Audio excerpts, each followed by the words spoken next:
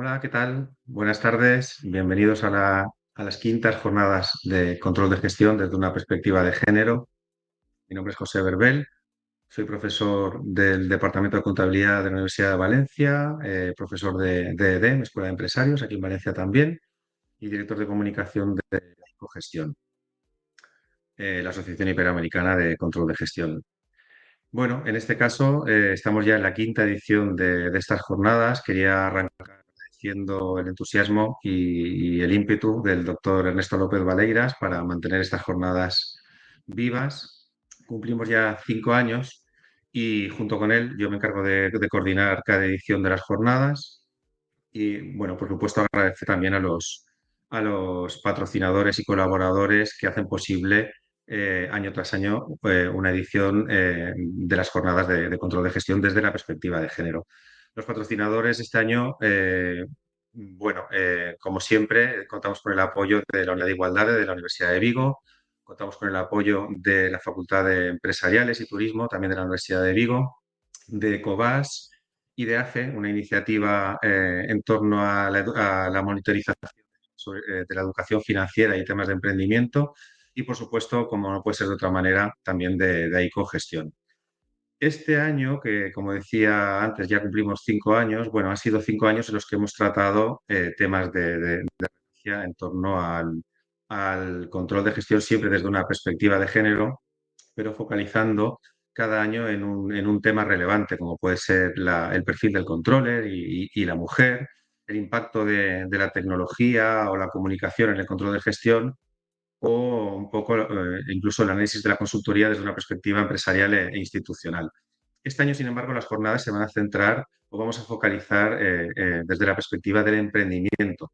Este va a ser el hilo conductor de estas jornadas y para ello hemos invitado a tres expertos, a tres ponentes que en la primera parte de estas jornadas van a realizar sus respectivas exposiciones. Contamos con la presencia de la doctora Maribera, el doctor Xavier Martínez Cobas y la doctora Maite Fernández. Perdón. Nada, la dinámica de las jornadas, muy brevemente, va a consistir en una primera parte en la que escucharemos la exposición de los invitados y de las invitadas a esta edición de 2023. Y en una segunda parte abriremos de preguntas en la que tendremos ocasión de plantear cuestiones, reflexionar en torno a cada una de las ponencias que vamos a escuchar, seguro santísimas que vamos a escuchar esta tarde. Sin más, como tenemos un tiempo limitado, también bueno, a los ponentes pues os pediría que intentéis ajustaros al tiempo para tener después margen suficiente para debatir. Sin más, voy a arrancar presentando a la primera ponente, a la primera ponencia, que es, en este caso va a correr a cargo de la doctora Mari Vera. Ella es doctora en Ciencias Empresariales, es doctora en Ciencias Empresariales, magíster en Gerencia de Empresas, contadora pública, economista por la Universidad de Zulia, en Venezuela, y actualmente desempeña su trabajo como profesora asociada de la Universidad Nacional de Colombia. Es fundadora y directora del grupo de investigación Interges.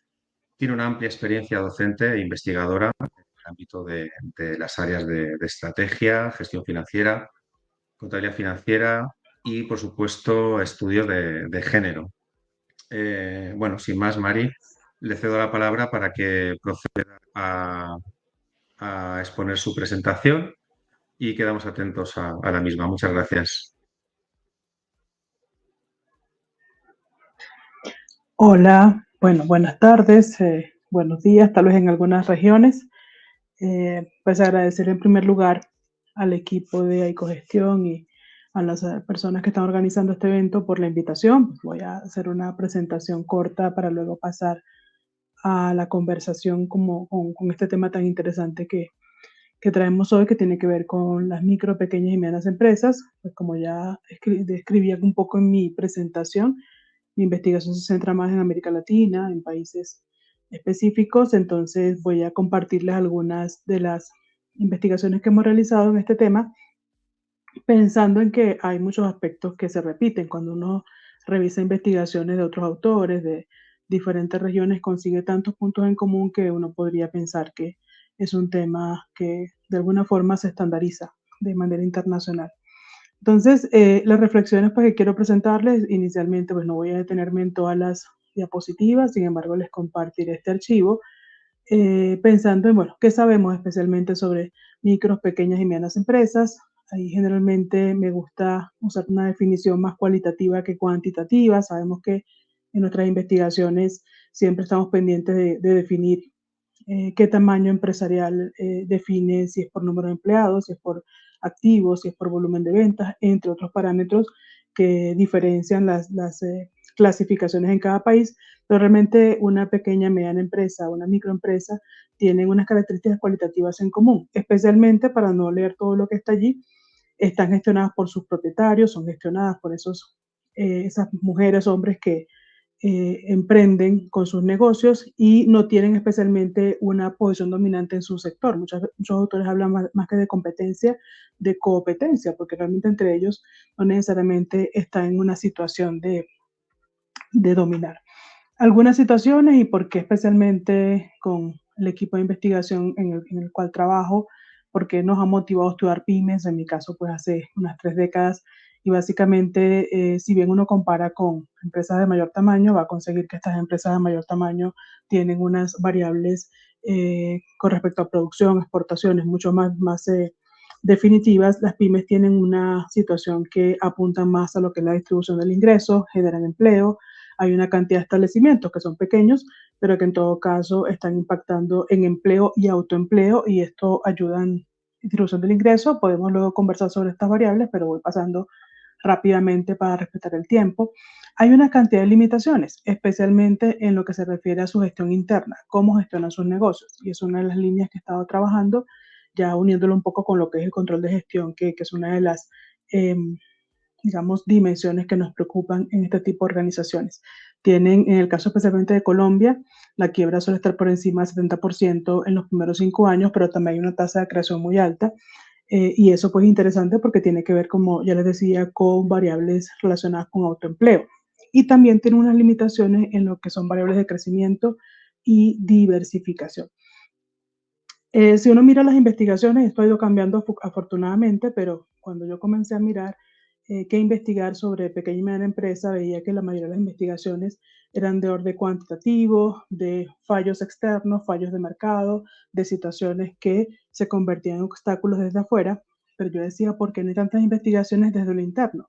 Afortunadamente eso ha ido cambiando, pero seguimos trabajando con esas investigaciones centradas en lo que es la gestión, cómo estas entidades, cómo estas organizaciones y sus gestores están trabajando desde el interno con las variables pues, que manejamos usualmente en la parte administrativa, ¿no?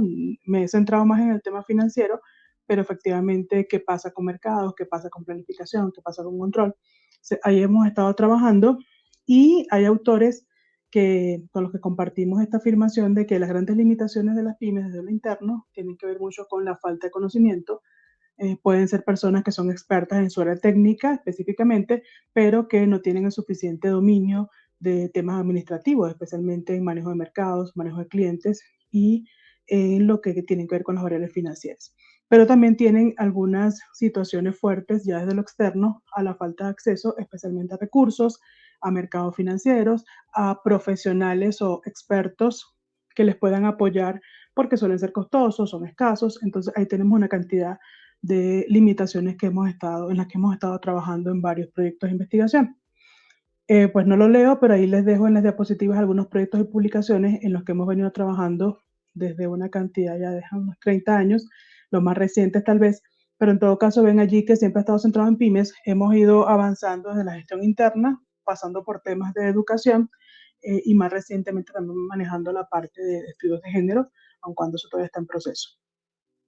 ¿Qué les quiero compartir de algunos resultados de investigación pensando en esto que hoy nos convoca, que es el control de gestión? Yo lo llamaría más que control de gestión, la gestión de manera sistemática, partiendo de la planificación hasta lo que son las evaluaciones de desempeño, pero que hemos estado nosotros identificando en varios momentos del tiempo. En algunas investigaciones ya datan de más de 10 años, pero no necesariamente esto que hemos estado trabajando ha cambiado. Entonces, por ejemplo, cuando hemos trabajado metodologías más cuantitativas, observamos que el apoyo a políticas públicas existe, pero se centra mayormente en lo que son las políticas de financiamiento, entrega de recursos financieros, ¿sí?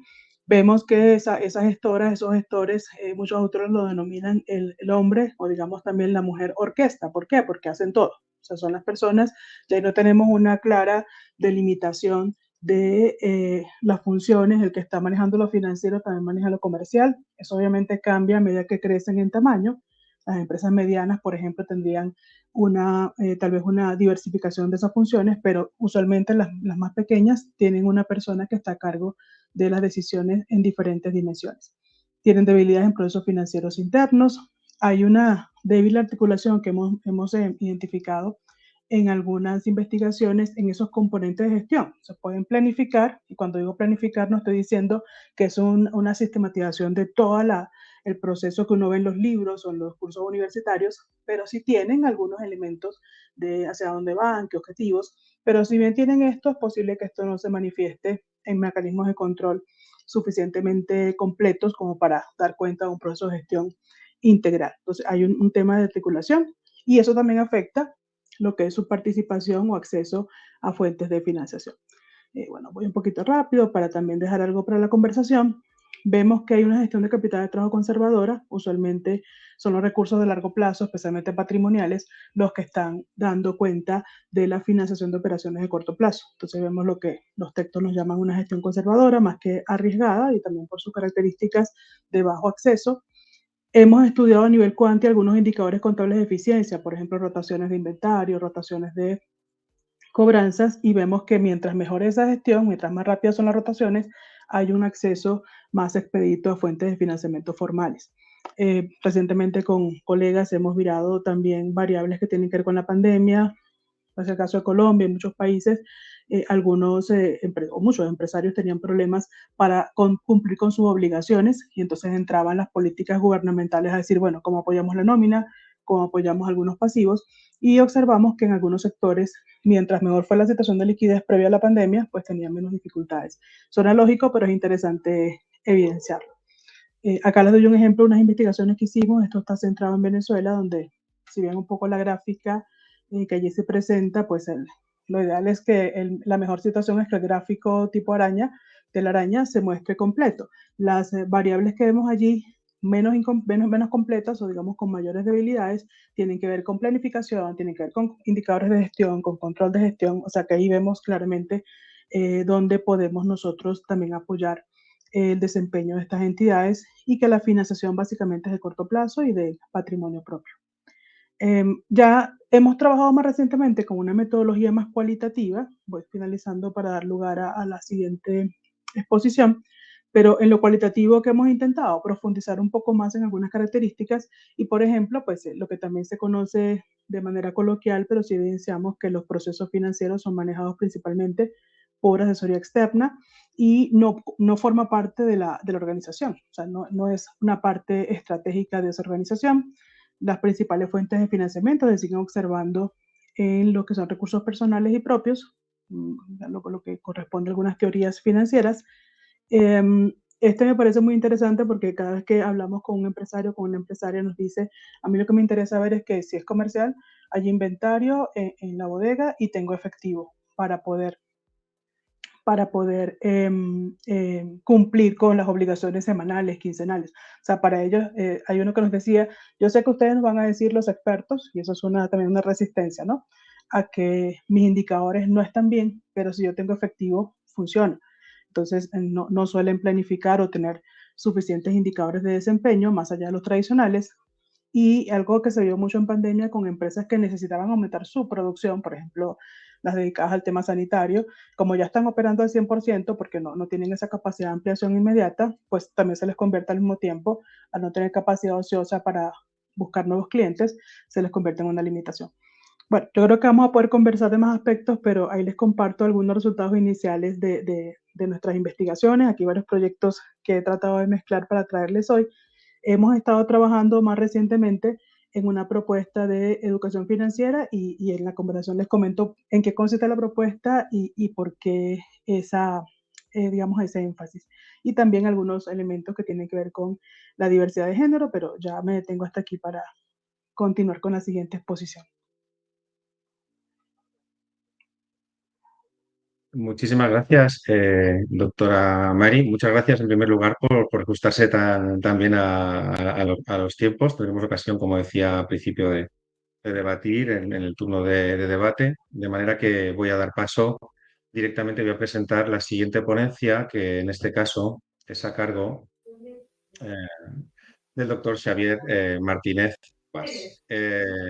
Bienvenido, doctor Xavier. El doctor Xavier es experto en financiación de emprendimiento, es profesor titular de Economía Financiera y Contabilidad de la Universidad de Vigo desde 1993, doctor en Ciencias Económicas y Empresariales, consejero delegado de la editorial Galaxia. Tiene un currículum muy amplio que no voy a detallar en toda su extensión. Así que, bueno, le agradecemos muchísimo su participación y sin más, un momentito que voy a agregar el contenido para que pueda usted tomar el mando de la misma. Adelante. Muchas gracias, José, y gracias a todos vosotros y Ecogestión por organizar las jornadas y por invitarnos a participar. Soy o formo parte de un grupo de investigación que lleva muchos años trabajando, sobre todo pequeña empresa de subsistencia y emprendimiento, tanto en Iberoamérica como en España y Portugal, sobre todo.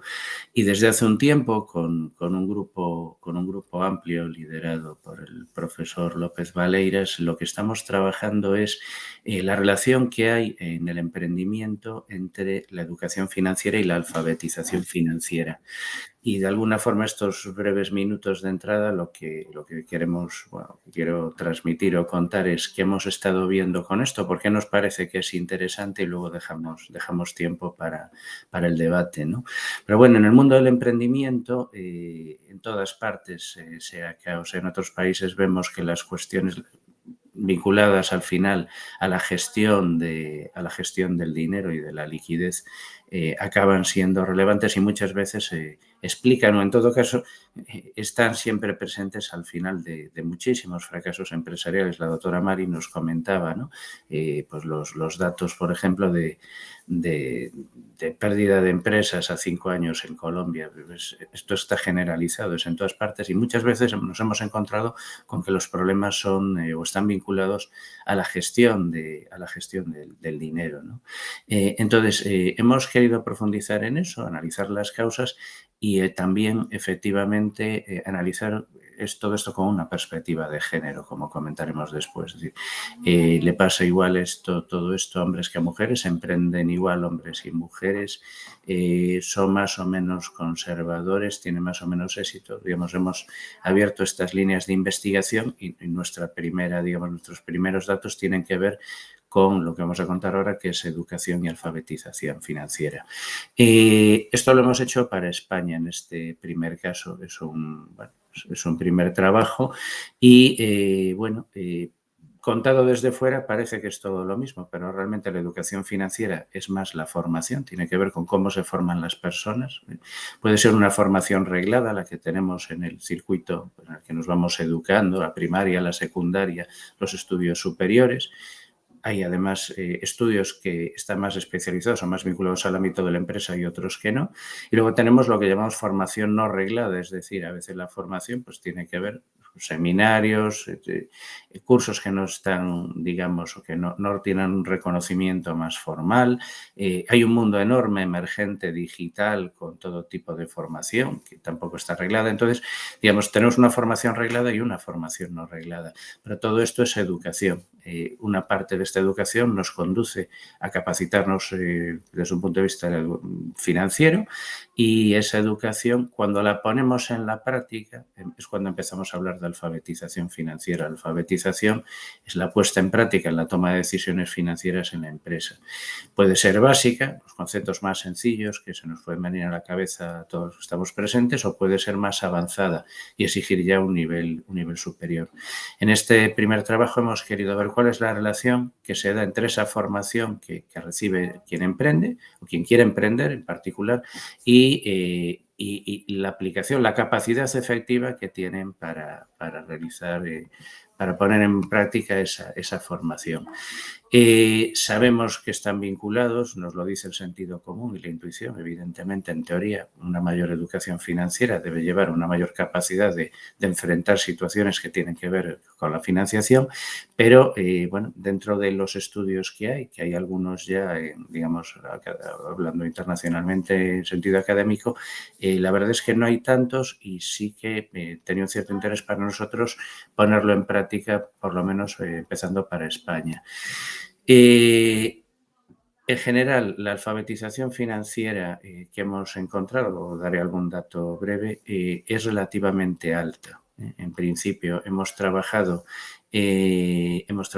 niveles de educación, hemos realizado encuestas, luego comento los detalles, y a partir de una base de datos de emprendedores y de emprendedoras, más emprendedoras que emprendedoras, de hecho, hemos realizado pues, trabajo estadístico econométrico, conteo, diríamos en América, pues digamos, de todo lo que hay respecto a la educación que presentan las personas que se han presentado con intención de emprender y a su capacidad de resolver problemas concretos. Es decir, hemos evaluado su formación, por eso le hemos preguntado a todas las personas y luego hemos puesto en práctica un pequeño test, un pequeño examen, tanto de preguntas de carácter financiero básico como de carácter financiero avanzado para ver cómo respondían y contrastar su capacidad de resolver preguntas o problemas reales financieros respecto a la educación que tenían.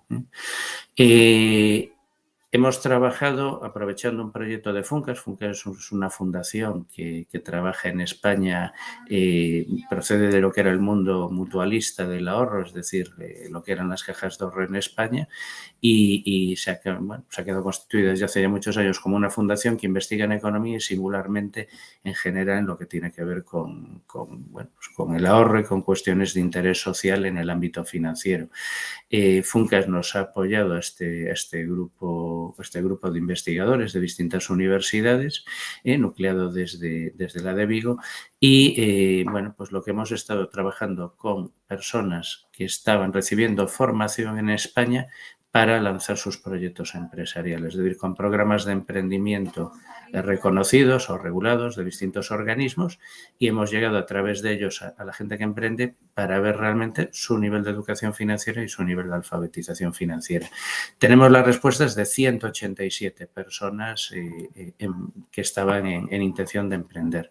Los resultados más breves y rápidos a comentar. Hemos encontrado un nivel de alfabetización financiera alta, es decir, estamos hablando de que las personas que querían emprender dieron un nivel de respuesta bastante elevado, por encima de la media, a las preguntas que se le hicieron en general.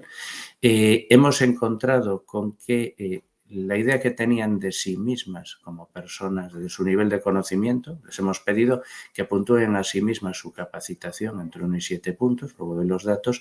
Hemos encontrado que su nivel de respuesta, cómo se consideraban a sí mismas de capacitadas, se correspondía exactamente con luego en la práctica su nivel de acierto a preguntas específicas de alfabetización.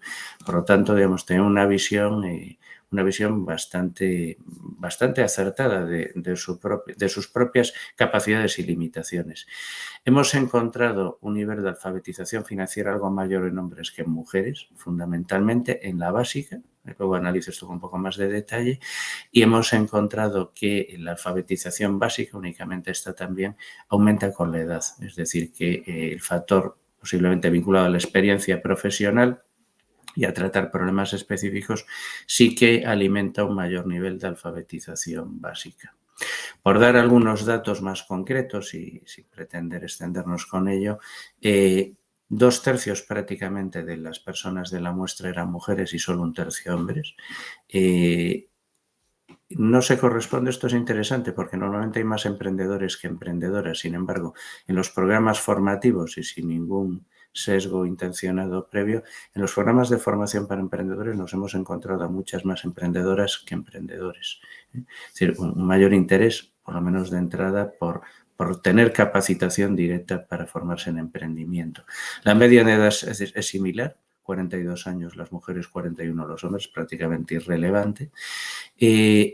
Una mayor conciencia de tener mayor conocimiento los hombres que las mujeres. Es decir, estas puntuaciones, este 4,35 que aparece en la columna de los hombres, es una puntuación media dada a sí mismos entre 1 y 7, entendiendo entonces que 4 es el valor medio, es el 50% sobre el total de la posibilidad. Por lo tanto, un nivel de 4,35 más elevado que el valor medio en los hombres y un nivel de 3,65 en las mujeres. Es decir, la consideración que tenían de su propia capacitación en este sentido era algo inferior. Y luego, en lo que es la alfabetización financiera básica, en cambio, la capacidad de responder a los problemas concretos, tanto mujeres como hombres han respondido a las preguntas con éxito por encima de la mitad, es decir, un 53% de éxito, aciertos en las preguntas de las mujeres y un 63% en las de los hombres. Ambas superaban la media y en general superan otros estudios que hemos visto para Europa y que conocemos que están publicados sobre, digamos, cuestiones semejantes. Es decir, el nivel es alto tanto en mujeres como en hombres. Ese sesgo de género existe también en los otros estudios, luego comentaré algo más, pero sí está detectado en otros países, quizás incluso con más intensidad que en este caso.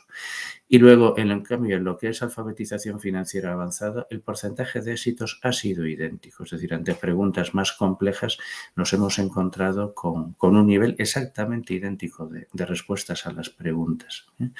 ¿Qué avanzamos a partir de aquí? ¿Qué hipótesis planteamos? Pensamos que hay algunos factores que están también, los hemos analizado cruzados. La edad evidentemente no afecta. Sí puede afectar el tipo de estudios en general y también afecta a una mayor propensión al emprendimiento. Aparte de otras variables, la educación es fundamental. Es decir, la educación en el sentido de valores, no en el sentido de nivel de estudios.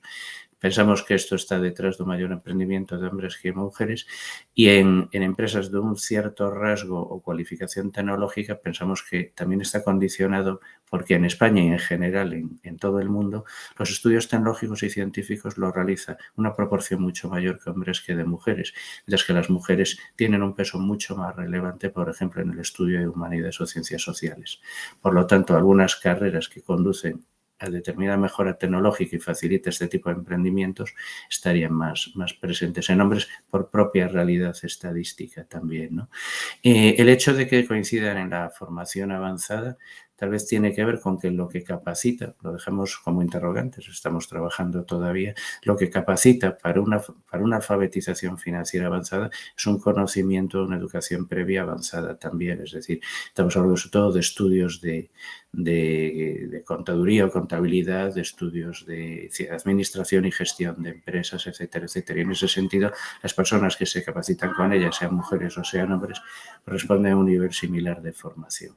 Mientras que efectivamente la alfabetización financiera básica tiene más que ver probablemente con el propio factor de experiencia previo, tanto en hombres como en mujeres, donde posiblemente, y tenemos que avanzar más en esto o indagar más, hay una mayor experiencia en emprendimiento previo en los hombres que en las mujeres que hemos entrevistado. Pero bueno, estamos todavía, es un trabajo muy preliminar y estamos todavía avanzando con ello.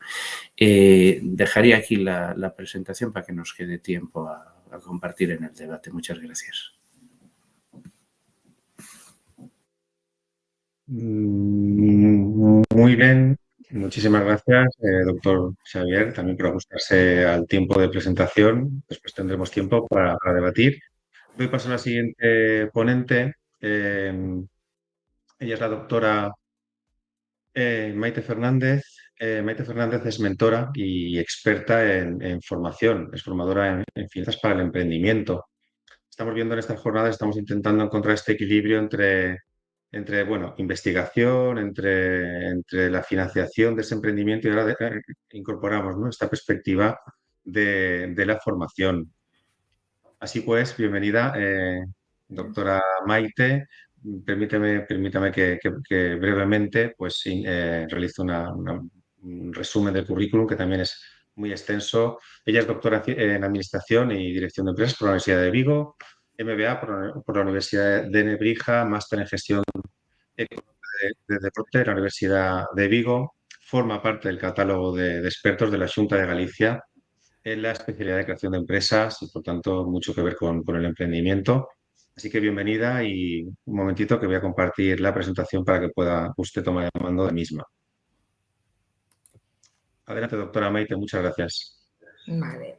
Hola a todo el mundo, muchas gracias por la invitación y yo voy a explicaros un poquito diferente qué es lo que me encontraba yo en los cursos. Yo daba esa formación no reglada, o sea, no la daba, ahora soy profesor en la Universidad de Coruña, lo he sido en la Universidad de Vigo, pero estos son cursos que organizan las confederaciones empresariales o asociaciones empresariales o incluso empresas privadas que quieren formar. Entonces, el perfil de alumnos con el que yo me encuentro, por ejemplo, en ese que decías del catálogo de expertos de creación y gestión de empresas, a veces me encontraba recién egresados de administración y dirección de empresa o empresariales o turismo que querían simplemente profundizar en la parte de gestión, con lo cual era así como un poco confuso, ¿no? Que no eran realmente emprendedores natos.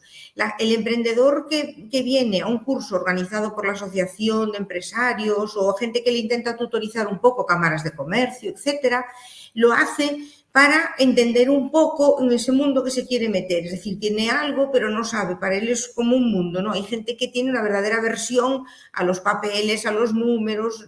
Bueno, ve una factura y ya hiperventila. Eso era un poco el perfil básico en el que mucha gente pues, llega a un curso de estos, ¿no? Entonces, ¿qué importancia le otorga esta gente a las competencias contables financieras? Bueno, yo siempre digo de broma que depende, ¿no? Pues depende de la edad que tenga, del sexo, del propio carácter del emprendedor, de la actitud que tenga, de muchas cosas, ¿no? De la necesidad que tenga por emprender. Hay gente que viene, bueno, por si aquella cosa, muchos lo que hacen es, tienen problemas para encontrar trabajo y buscan a través de un emprendimiento de algo que saben hacer, pues el típico fontanero, calefactor, no sé qué, peluquero o peluquera, bueno, yo qué sé, pensando así en gente que sabe, o por ejemplo, para desbrozar montes, bueno, hay un montón de gente que se busca su propio puesto de trabajo o sé hacer algo, sé hacer un tratamiento de unas telas de no sé qué y estos cuadritos pues los voy a vender, buscan una forma de algo de hostelería sencillo, cosas así como muy normales, o sea, muy básicas. Entonces, a esa gente empezarle a hablar de apalancamiento financiero, hablarle de algo así, es un poquito complicado. Entonces, ¿qué se hace? Ellos vienen y tienen una idea, ¿vale? Hay gente que realmente quiere emprender y le da igual exactamente, mira, es que tengo una idea, y me decía el otro día uno, y decía, es que no sé si montar un centro de lavado de animales, de mascotas, de no sé qué, o montar pues una escuela de música porque toco el violín y dices, bueno, o sea, o sea, es así. Lo normal no es eso, lo normal es que yo tengo una idea, yo llevo tiempo trabajando, tengo unos conocimientos y una experiencia y considero que puedo hacer lo mismo por mi propio cuenta. Entonces, llego con una idea y en estos programas, que a veces no los doy yo solo, porque muchas veces son programas, obradoiros, etcétera, que ellos aprenden otro tipo de profesión y hay un módulo específico de autoempleo, ¿vale? Obligatorio.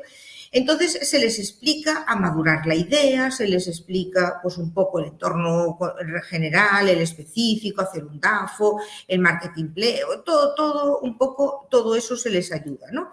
Y entonces lo encajan todo en lo que es un típico business plan. ¿Para qué? Pues que quiero ir al banco a pedir una financiación, yo quiero, pues eso, ¿qué quiero hacer? ¿Para qué me vale a mí todo esto? ¿No? Tanta teoría, pues si al final lo que voy a hacer es ir a trabajar y a facturar. Y al final realmente, pues un poco lo que decía antes la doctora Mari, ni siquiera ni hago un análisis de cuánto le voy a cobrar, digo, yo cobran en plan como el Sobera, ¿no? Suben la ceja y dicen, estos son así. Eso es un poco lo que a veces te encuentras en la realidad. Entonces, el business plan ellos lo ven como quiero pedir una subvención y necesito llevarles un business plan o quiero llevar realmente ahí. Entonces, cuando ellos se sienten preparados para dar el salto, muchas veces los conocimientos financieros propios que tienen son qué tengo que comprar para montar mi empresa, un plan de inversiones y cuánto dinero necesito y de dónde lo voy a sacar.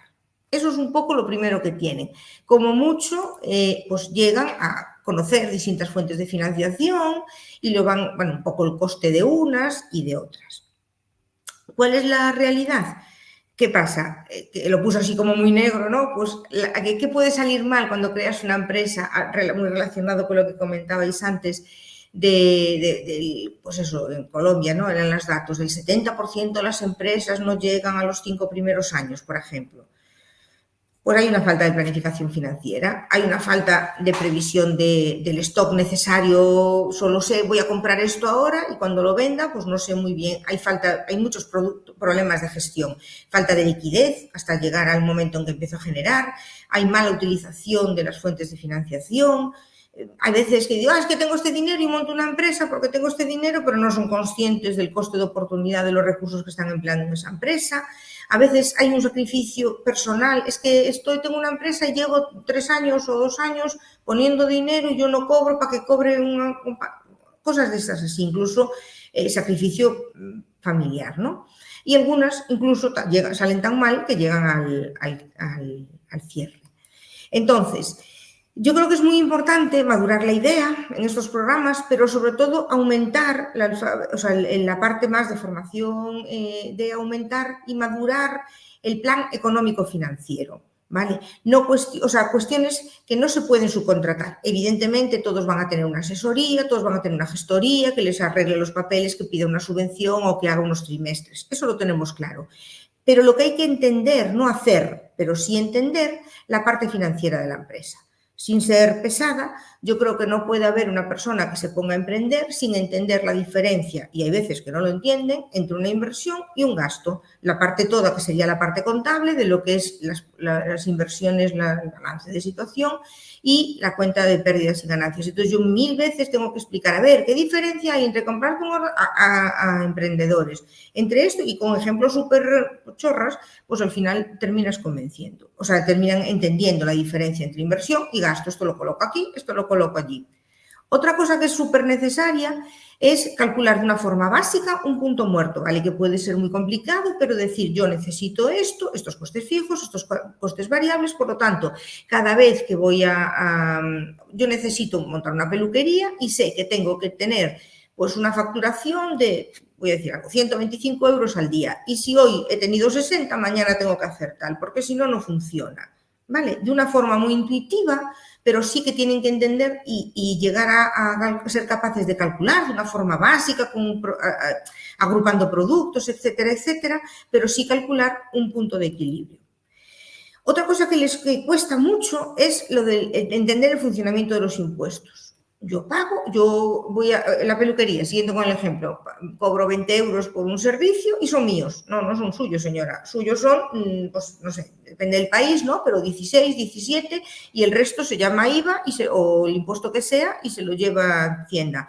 Cuando usted paga un alquiler, hay una retención que se la tiene que después, dentro de 3 meses, entender cómo funciona básicamente, qué es cada uno de los impuestos. Porque hay un montón de gente que dice, es que yo pago el IVA de los trabajadores y dices tú, a ver, la retención, bueno, entonces les cuesta, ellos pagan porque subcontratan de tal forma que eso no lo entienden. Es decir, eso lo hace la asesoría. La asesoría cada 3 meses le dice, tiene usted que ingresar tanto para Hacienda, pero no saben la diferencia entre un impuesto y otro. Entonces, yo creo que hay veces que no digo que tengan que saber hacer los modelos fiscales, pero sí entender qué es una cosa y qué es otra. Tengo 5 ideas. Bueno, ya me quedan 2. Otra importantísima, la diferencia entre el efectivo, ¿vale? Todo lo que tenga que ver con la solvencia y la liquidez, relacionarlo, pero sobre todo el efectivo. La gente, vendo, pero si no cobro, pues yo tengo un amigo que en plena crisis digo, ¿qué tal vas? ¿Trabajas mucho? Y me dice, bueno, trabajo el doble. Y yo, ay, si está esto paradísimo. Y dice, trabajo 2 veces, una para vender, hace aspiración centralizada, y otra para cobrar. Digo, vale, ahora te entiendo. Entonces, esa idea de entender el efectivo de la empresa, de lo que decía antes de las retenciones, por ejemplo, de las nóminas de los trabajadores. Pues este dinero no lo estoy sacando, no lo estoy soltando ahora, pero no lo puedo gastar porque lo necesito para dentro de 3 meses o los TCs o cualquier cosa, para mí es fundamental. Y por último, entender la diferencia entre beneficio y rentabilidad. Un poco lo que decía la doctora Mary. Ellos tienen un dinero, pues ya automáticamente a mí me funciona, ¿no? Bueno, pues ser conscientes de si tengo capacidad económica, si tengo capacidad financiera, etcétera. Son un poco los 5 puntos que creo que habría que incluir para mejorar la educación financiera. Repito, en plan broma ya, el concepto es el concepto. O sea, entenderlo no es tener que saber hacerlo, es simplemente pues entender que alguien me lo haga, pero yo entiendo lo que estáis haciendo. Sabiendo eso, ¿va a salir bien? Pues no, depende, ¿vale? ¿Por qué? Porque ahí sí que depende la educación financiera. Yo creo que es una condición necesaria para el éxito, pero no es suficiente. Y va a depender de todos los otros elementos que tienes en el business plan, de la propia idea, del carácter emprendedor, de tus recursos que tengas, de cómo hayas visualizado el plan de marketing, de cuál sea tu diferenciación, de si has captado el talento, o sea, de todo el resto de planes económicas financieras. Yo creo que en vez de terminar con educación económico-financiera, habría que empezar con la educación económica-financiera y una vez que sé que la idea de una forma muy intuitiva es rentable, entonces lo vamos a poner todo lo bonito que necesitemos para que los inversores lo vean atractivo. Y bueno, para terminar, daros las gracias. Y pues eso, si lo intentas te puede ir bien o mal, pero si no lo intentas siempre quedará la duda. Entonces yo animo a todo el mundo que con una mínima formación, pues o incluso si algún alumno es egresado, ¿no?, de alguna carrera de administración, etcétera, lo que tienen que hacer es asesorar a esas empresas con 4 cálculos, decirle, mira, por lo de tienes que vender esto, y ayudarles un poco a entenderlo, que realmente hay mucho trabajo por hacer. Muchas gracias.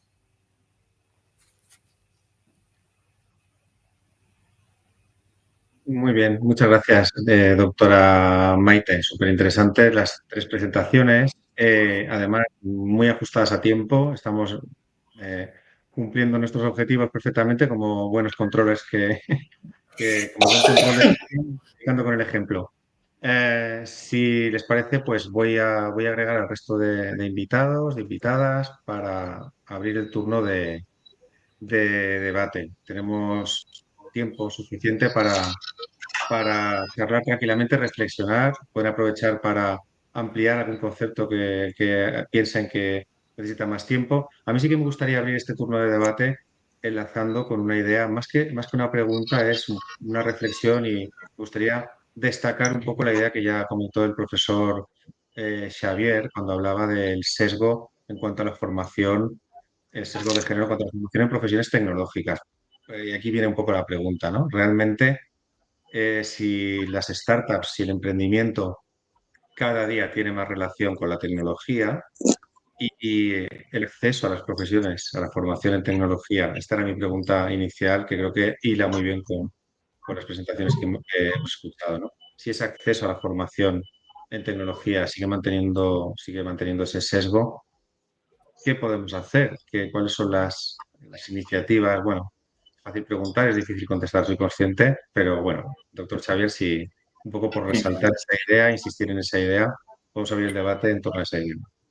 Sí, a ver, notamos que hay efectivamente usos con el emprendimiento por varios factores, ¿no? Muchos pensamos que son educativos. Una parte tiene que ver con educación en valores, no exactamente con la formación en los estudios, y otros sí tienen que ver con la formación en los estudios. Y en esta, efectivamente, las carreras, lo que se llama carreras STEM, STEM, es decir, formación en ciencias y tecnología, tienen un sesgo grande.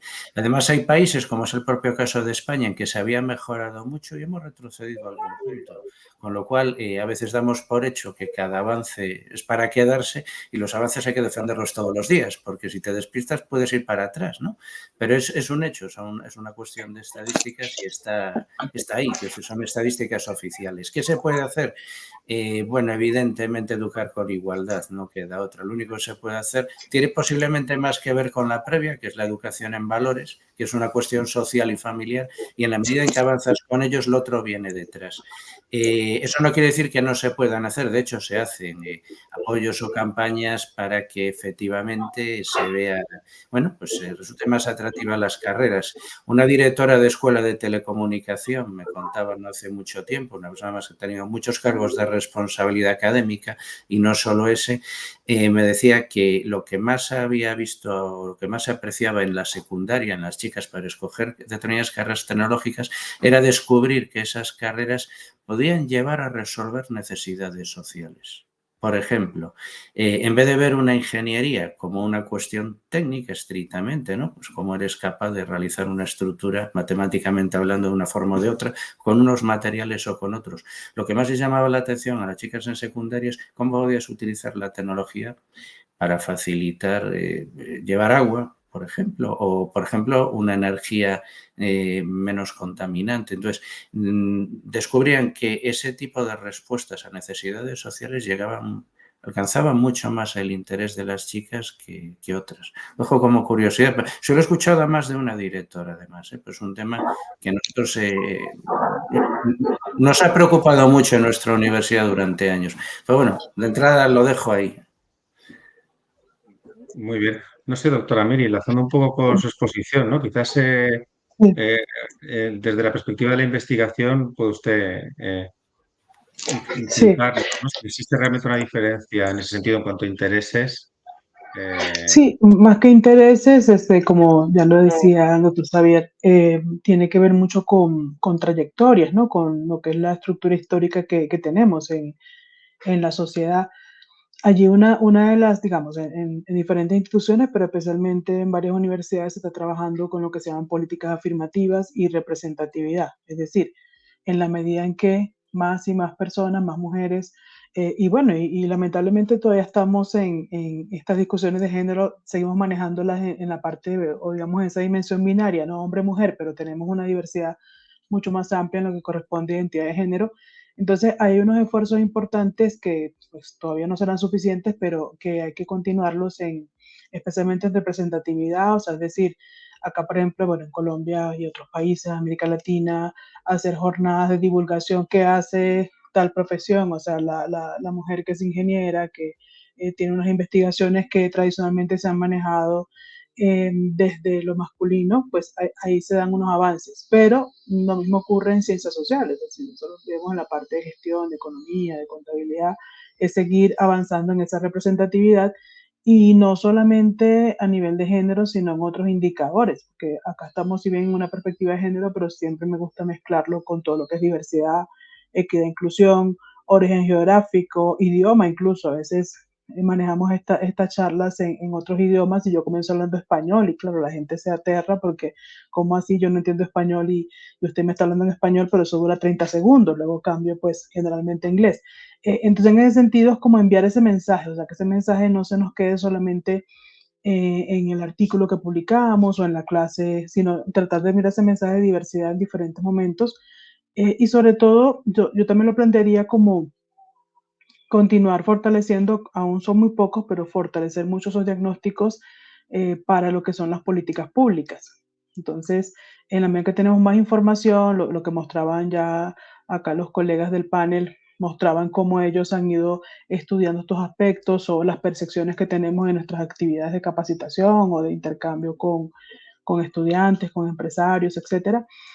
Cómo nosotros fortalecer esos diagnósticos para que sirvan a la vez a decisiones de política pública, o sea, como tú lo decías, cómo no solamente promover las áreas STEM, yo a veces me digo, si seguimos promoviendo de esa forma las áreas STEM, en algún momento nos vamos a quedar sin humanistas, ¿no?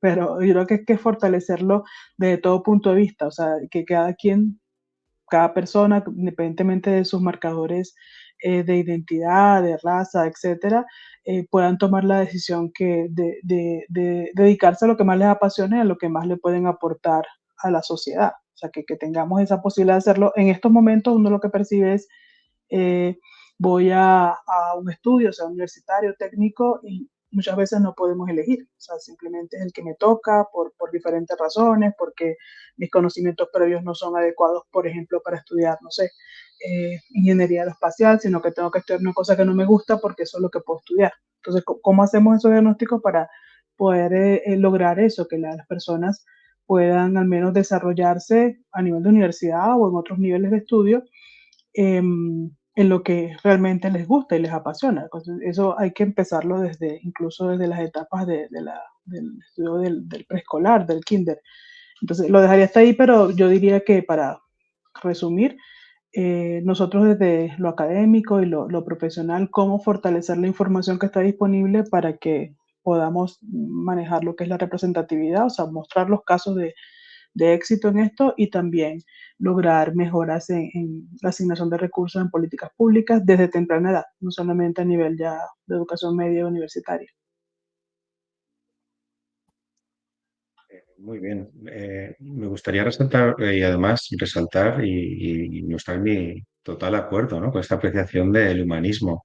Yo creo que bueno, estamos en una jornada que plantea la cuestión de género y efectivamente no puedo estar más de acuerdo que en esta ola hipertecnológica quizás la propia solución que a veces se propone es súper interesante esa perspectiva, yo alguna vez lo he comentado también, no puedo descuidar, ¿no?, el aspecto humanístico del uso de la tecnología. Quizás aquí pues tenga también mucho que ver, ¿no?, esta perspectiva de género. Y enlazando un poquito con esta perspectiva humanística, yo creo que la doctora Maite fue la que hizo mención a la intuición, ¿no? La intuición, comentaba que, bueno, me preguntaba, ¿no?, escuchándola, si la intuición es compatible con el uso de herramientas de control de gestión, si eso es algo compatible y si piensas que hay alguna diferencia en cuanto a intuición, ¿no?, desde esta perspectiva de género. Maite, cualquiera después, por supuesto. Sí, bueno, sí, yo creo que es totalmente compatible. O sea, hay gente que está constantemente uniendo cosas y yo creo que, bueno, que es un acierto. Diferencias, claro, en mi experiencia yo sí creo que son más conservadoras las mujeres, ¿vale? Son cosas más, bueno, un poquito los hombres, quizá por un tema de educación, y pasa muchas veces que, por ejemplo, últimamente trabajo mucho con la Asociación de Empresarios de la LIN y viene mucho emigrante retornado o inmigrantes pues, de Venezuela, de Colombia, de muchísimos sitios, ¿no? Y se encuentran pues, que hay problemas, hay barreras de entrada porque no pueden convalidar los títulos, tardan mucho. Entonces, el autoempleo, aunque no sea exactamente lo que ellos han estado haciendo, pues es una forma y realmente se adaptan, o sea, cambian gente que a lo mejor, pues abogados, médicos, de cualquier sector, ¿no? Y de repente cambian. Bueno, yo creo que depende un poco también, hay diferencias mucho también de la educación. Yo creo que cuanto más jóvenes, yo creo que menos diferencias hay. O sea, yo creo que los pequeños lo tienen ya como muy... Y ya como madre, o sea, en casa, o sea, como un poquito que cualquier cosa, mamá, pero es que eso no... O sea, es que lo tienen como ya muy automatizado la educación. Al final es desde pequeñitos, desde la guardería que decía, es lo que realmente funciona. Y luego, lo que yo decía, cada persona es un mundo. Hay gente que trabaja fenomenal, bueno, lo que es el típico DISC, ¿no?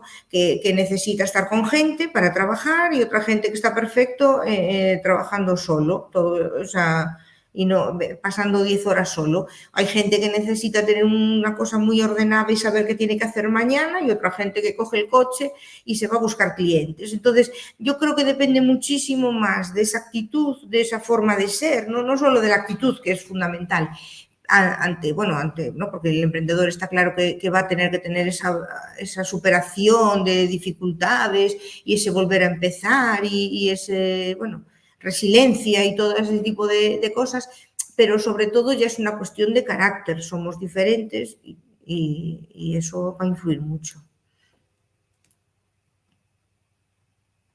Muy bien, No sé si gracias. puedo agregar algo cortito, José. Claro que sí, por No, supuesto. solo para conectar con lo que decía Maite, es que también tenemos un problema de estereotipos y eso es totalmente cierto. O sea, yo no puedo decir, porque es hombre siempre se va a comportar de esta forma, porque es mujer se va a comportar siempre de esta forma. O sea, hay una diversidad de situaciones y eso es importante tenerlo como en cuenta cuando estamos en estos procesos de enviar mensajes, al menos como este tipo de conferencias, ¿no? Sí, muchas gracias, doctora. Es una de las preguntas que tenía ya anotada. Es una pregunta, claro. ¿Existen estereotipos de género que pueden limitar las iniciativas de emprendimiento? Esta es una de las cuestiones también interesantes, ¿no? Y por otra parte, que ya se adelantó la profesora Mari, por otra parte quería un poco resaltar, ¿no? Si estamos resaltando en estas jornadas el tema de la alfabetización, la importancia de la alfabetización financiera, ¿no? Es un factor importante hoy. Me pregunto, y también tenemos que hablar de control de gestión, me pregunto si es posible implantar, esta pregunta va para el doctor Xavier, que él tiene mucha experiencia en eso, ¿es posible realmente implantar herramientas de control de gestión cuando el nivel de alfabetización financiera es bajo? Os explico que, que el nivel de alfabetización es aceptable, pero en el caso de que sea, estoy pensando en otros países, ¿no? En países en los que todavía no se ha alcanzado un nivel de alfabetización financiera quizás como en Europa, me pregunto si es posible implementar herramientas de control de gestión si no hay un mínimo de alfabetización.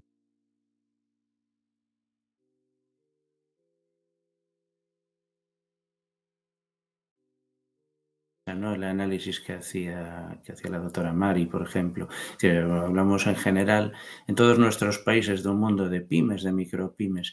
Entonces, la solución es posible con un mínimo de tamaño, porque si no, realmente eso es, creo que se usaba la doctora Mari para la expresión bombero en la presentación, me parece, ¿no? En el sentido de que hay alguien que lo hace todo a la vez, ¿no? Pero cuando, es decir, ahí realmente lo que hay es una lógica de pyme de subsistencia muchas veces y no es posible nada. Pero en cuanto sí que hay un cierto tamaño, aunque las personas no tengan una educación que permita una alfabetización financiera avanzada, lo que sí la permite es contratar profesionales que sí la puedan tener, ¿no? La figura de, pues eso, de los contables o contadores, la figura del controller que se ha puesto de moda en empresas, por ejemplo, de tamaño, ya no pyme, sino de una pyme grande o una mediana empresa, ya hablando ya de empresas, pues, bueno, sin llegar a los estándares de mediana empresa acá, pero a lo mejor con 30, 40 personas ya con algunos millones de euros de facturación, lo que se ha ido extendiendo, si no se puede permitir uno propio, es subcontratar a alguien que sí haga un cierto papel de controller, ¿no?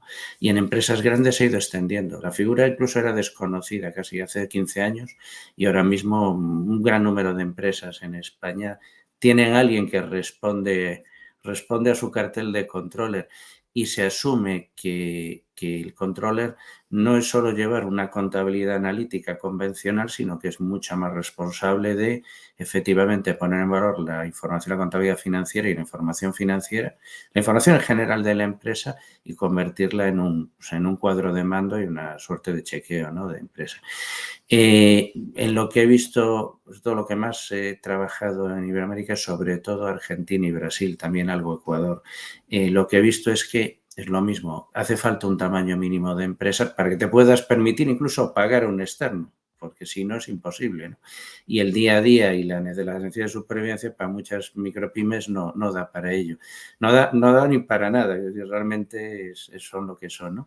Pero sí que a partir de un cierto tamaño, posiblemente la solución pasa primero por contratar externos, que trabajan para muchas empresas, y luego ya a un nivel de mediana empresa por tener uno interno. Creo que es una posible solución. Bien, un poco por enlazar con este tema de la alfabetización y su desarrollo. No sé, yo me pregunto si a medida que avanza el nivel de alfabetización financiera, quizás esto también puede ser un obstáculo desde el punto de vista de que se incremente la aversión al riesgo, ser más conscientes de los riesgos. No sé si la doctora Maite, en su experiencia como formadora o cualquiera de los tres puede ofrecernos una opinión respecto a este tema. A ver, yo creo que también depende un poco lo que decíamos antes del carácter de cada uno. Está claro que cuanto más conoces, bueno, yo creo que hay que tener una cosa realista. Algunos eran verdaderos suicidios. Entonces, eso yo creo que es lo que hay que intentar evitar. Es decir, esa sensación de, venga, tengo aquí un dinero, me dan esto, junté bueno, pues vas o sea, yo como a veces, yo les tengo llegado a decir, o sea, vete al puente y lo tiras y ya está, o sea, es que es lo mismo, o sea, y te ahorras años, porque realmente hay casos de gente que lo pasa verdaderamente mal. Entonces, yo creo, de hecho, yo no creo que haya que esperar a montar una empresa para tener unas finanzas para no financieros, estoy hablando, una cosa súper básica. Yo creo que tiene que ser fundamental para gestionar tu vida normal, o sea, evidentemente mucho más si vas a tener una... Es que lo otro es, a mí, o sea, no sé, pero lo de decirle ya me lo llevará a una gestoría o ya me lo llevará a una asesoría, ya se encargará de todo, digo, ¿vale? Que te va a encargar de de la mecánica, del día a día, estamos de acuerdo. Lo del controller me parece maravilloso, y hay mucha gente que no tiene el tamaño y está eso, contrata a una consultora para que haga esa labor, pero por lo menos que me diga cómo dimensiono mi empresa, cómo hago, qué funciones asumo cada uno, o sea, algo. Y no es lo otro, me parece que va a quitar empleo, o sea, que va a quitar, bueno, yo creo que los ratios o las ratios que decía la doctora Mari son altísimos, es decir, o sea, vale que está bien, que es una buena opción buscar o sea, un autoempleo, pero tampoco puedes, no sé, o sea, sobre todo depende un poco lo que estés arriesgando, que al final es, bueno, para mí es un suicidio, no es razonable. Doctora Mari. Sí, ahí puedo agregar, sí, sí, totalmente de acuerdo. O sea, cuando hay muchas, pienso yo, variables, categorías que analizar como para comprender un poquito la punta del iceberg de lo que es la toma de decisiones en las empresas pequeñas, ¿no? Y no solamente depende de lo que hemos dicho, la alfabetización, la educación financiera, la formación, sino también incluso las personalidades. O sea, en este momento hay una tesis doctoral que he estado supervisando y están estudiando son los rasgos de personalidad, a ver cómo eso se conecta con la toma de decisiones en ciertas categorías financieras, muy interesante, porque entonces, si bien todo lo que es la capacitación, la educación, no solamente en finanzas, sino en tantos temas empresariales, porque miren, una de las cosas que nosotros hemos visto, sobre todo en las investigaciones cualitativas, es que nos dicen, primero ven como algo favorable que la universidad se acerque a las empresas, y como en qué puedo ayudar a la universidad, o sea, nos ven como los expertos externos, pero algunos sí nos dicen, no, yo también le puedo aportar a la universidad, o sea, que lo que yo hago en mi empresa diferente puede llegar a las universidades, pero no solamente en finanzas, sino en mercados. Muchos nos dicen, mi producto es muy bueno, ¿sí? Pero yo no sé cómo venderlo, yo no sé por qué no se vende. O sea, si yo sé que mi producto es mejor y tiene mejor precio que el competidor o alguna otra referencia o el producto importado, y me dicen, yo no sé cómo venderlo. O sea, no tengo ni idea de por qué tengo un problema de pérdida. O sea, no manejan las variables financieras, como ya lo hemos dicho, sino que tampoco manejan muchas de las variables que requieren para que un negocio sea medianamente exitoso.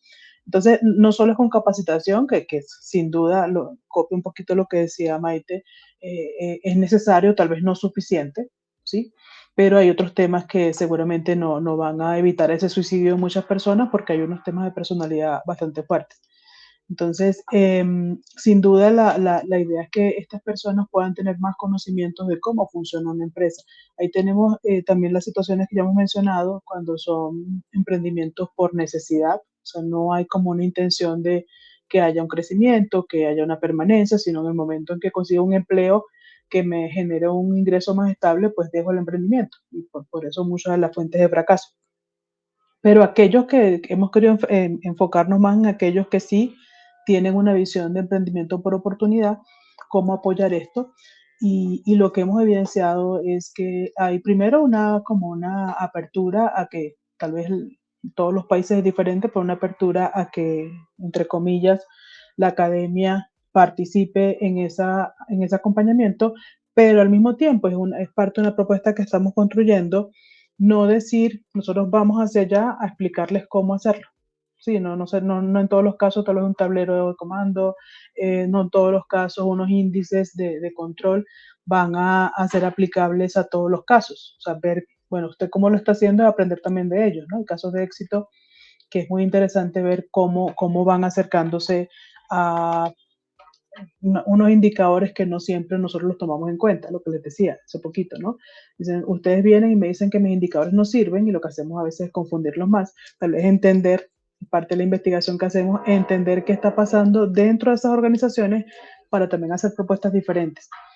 Sé que estamos cortos de tiempo, pero solo un comentario pequeño que digamos, con base en esta percepción, hacemos mucho de la investigación actualmente, y es que, al menos en el contexto que más conozco de América Latina, muchas veces nuestros estudiantes que van al grado o al posgrado, cuando van a una clase de finanzas, o una clase de mercado o de recursos humanos, nuestros principales textos son europeos o norteamericanos para grandes empresas. Y así nosotros participamos en nuestras actividades de capacitación, al menos formalmente en los cursos universitarios.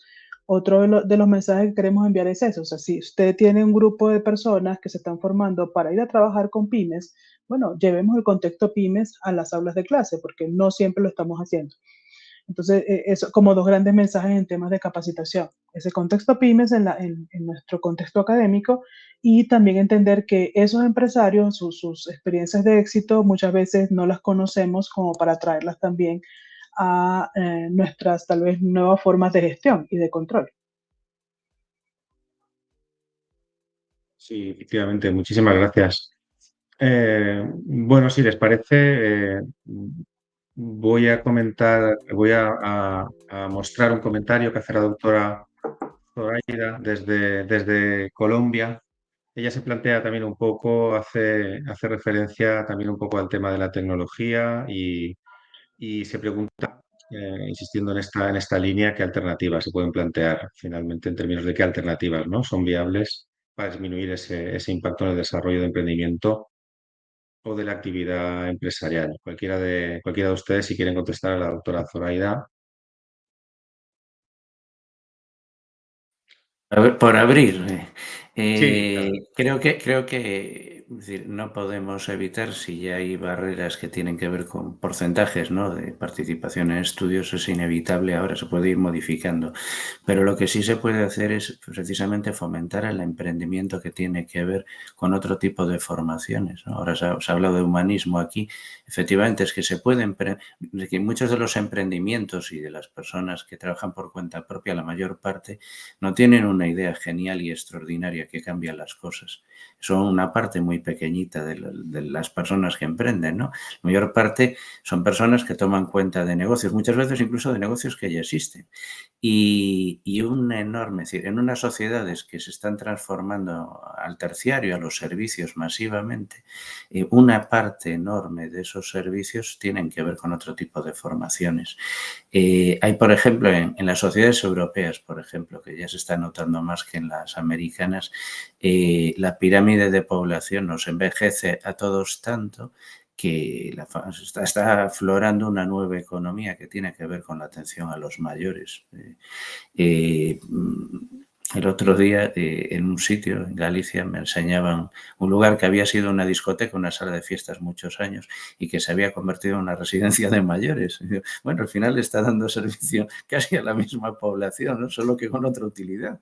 Y decir, pero esto no solo nos pasa a nosotros, es tendencia. Se ve mucho menos en América, tiene una energía, digamos, demográfica mucho mayor que la europea, pero en todo caso es un hecho, estamos ahí y las propias pirámides de población de muchos países iberoamericanos están cambiando. Entonces, es solo un ejemplo, pero hay lo que se puede hacer un poco por responder a la profesora Zoraida es, efectivamente, es fomentar el emprendimiento en muchas áreas que no necesariamente son las de la idea genial, sino que son casi todas las demás. Y hay muchos tipos de formación en todos los ámbitos, ¿no?, pero singularmente en ciencias sociales y humanidades van a ser, no, si no imprescindibles, por lo menos mucho mejores para entender las necesidades. O el ámbito de la educación o el de los cuidados y las atenciones, hay cantidad de campos nuevos de trabajo o mucho más necesarios que antes.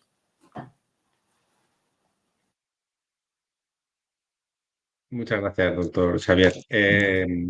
Si puedo Como he leído este agregar, comentario, agradezco el comentario los comentarios previos de Marieli Franco. Ella habla de la situación de Colombia, de Brasil, y plantea esta pregunta que me gustaría que comentaran también.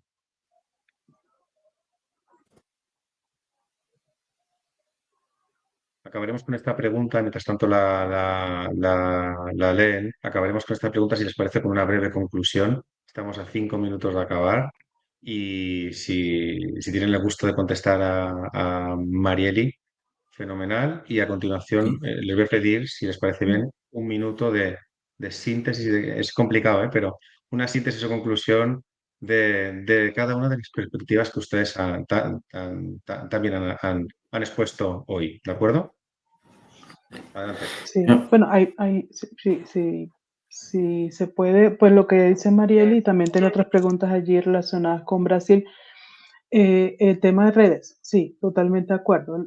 Lo hemos estado trabajando como comunidades de aprendizaje. Entonces, no hay una experiencia como, digamos, que yo pueda tomar como ejemplo en el contexto en el que trabajo.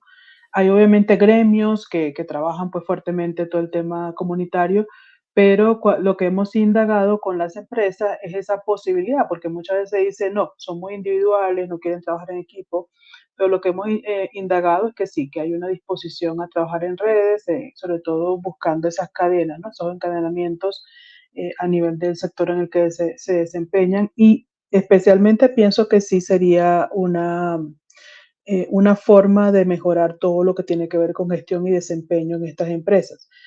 Lo que uno ha visto hasta ahora es que muchas de estas, como yo lo decía, gremios, por no llamarlo redes o comunidades, son más impuestas, ¿no? Es decir, hay una cámara de comercio, hay una asociación de empresarios que son los que tratan de coordinar estos esfuerzos, pero sería interesante ver otro tipo de manejo, sobre todo a nivel de, como le decía, comunidades que se apoyen en los procesos.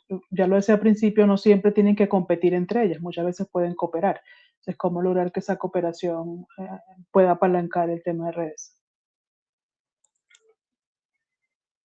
Muchas gracias. Pues como decía, yo creo que es tiempo de ir acabando.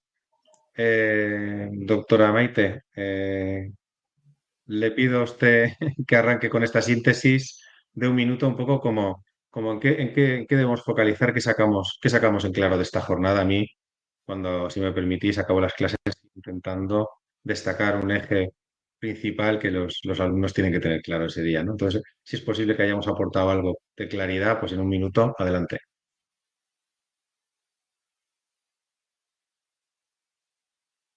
Perdón, que estaba desactivada. Digo que insistir un poco en lo importante que es el conocimiento financiero para los emprendedores, a normalizarlo, normalizarlo totalmente en su gestión diaria y ser conscientes de lo que pueden hacer, lo que pueden contratar, etcétera. Bueno, y que lo vean como... Y luego, realmente si queremos que mejore, habría que... que no estuvimos hablando, pero las barreras que hay de dificultades a la hora de crear empresas, de papeleos, que realmente le suponen un verdadero problema a microempresas que realmente dicen, pues que da como pereza, ¿no? Empezar a hacer esto porque no entienden, es para ellos... yo no creo que haya que llegar a emprender una empresa, a emprender para tener una mínima alfabetización. Yo creo que eso, es malo que la sociedad tenga personas que no sean capaces de entender un poco cómo funciona una gestión. Muy bien, muchas gracias, doctor. Su turno. sí. Vamos a ver, quizás si asumimos que efectivamente la educación financiera es relevante para alfabetizarse y eso permite que sobrevivan las empresas, y si vemos que además hay una cierta brecha de género en la alfabetización, lo que podemos es actuar precisamente en los programas de emprendimiento, haciendo que los programas se traten un poco más las cuestiones financieras y las cuestiones de financiación básica. Transmitir en pocas horas los conceptos más importantes para que, aunque en unas horas la formación da de sí lo que da de sí, sí se puede orientar a las personas, por lo menos para evitar este concepto que decía la doctora Maite del suicidio, ¿no? La inconsciencia. Es decir, si podemos por lo menos centrar las ideas básicas en poco tiempo, puede que pocas horas de formación ayuden relativamente mucho por lo menos a generar prudencia o cautela o iluminar algunos conceptos esenciales para que por lo menos alguien antes de tomar la decisión los consulte o se lo piense, ¿no? Entonces creo que hay campo realmente para la formación de emprendedores en este sentido, en el ámbito de la alfabetización. Muy bien, muchas gracias, doctora Mari. Finaliza usted Sí. esta ronda de conclusiones.